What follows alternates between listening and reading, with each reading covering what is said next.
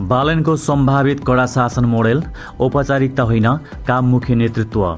नेपालको राजनीतिक वृत्तमा पछिल्लो समय बालन शाहको सम्भावित नेतृत्व शैलीबारे नयाँ बहस सुरु भएको छ।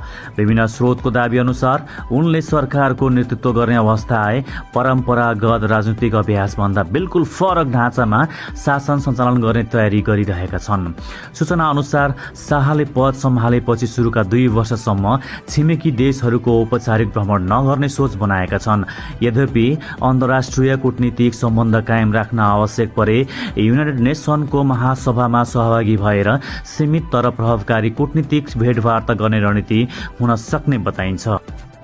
उनको अर्को प्राथमिकता प्रधानमन्त्री कार्यालयलाई कडाइका साथ व्यवस्थित बनाउने रहेको बताइएको छ। बिचौलिया, अनावश्यक भेटघाट र ठेकेदार समूहको पहुँचलाई पूर्ण रूपमा नियन्त्रण गर्दै निर्णय प्रक्रिया पारदर्शी र कार्यमुखी बनाउने योजना रहेको स्रोतको भनाइ छ।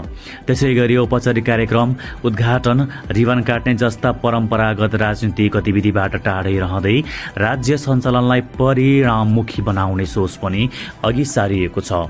सरकारको संरचना पनि छोटो र प्रभावकारी बनाउने अवधारणा चर्चामा आएको छ। करिब 12 देखि 15 मन्त्रालयमा सरकार सीमित गर्दै राजनीतिक भागभण्डा भन्दा विषयगत दक्षता र विज्ञतालाई प्राथमिकता दिने प्रस्ताव तयार भइरहेको बताइन्छ। यस्तै रवि लामिछाने पार्टी संगठन र राजनीतिक रणनीतिमा केन्द्रित हुने र सरकार सञ्चालनको जिम्मेवार शाहले सम्हाल्ने सम्भावित कार्यविभाजनबारे आन्तरिक छलफल भइरहेको दाबी पनि केही स्रोतहरूले गरेका छन्।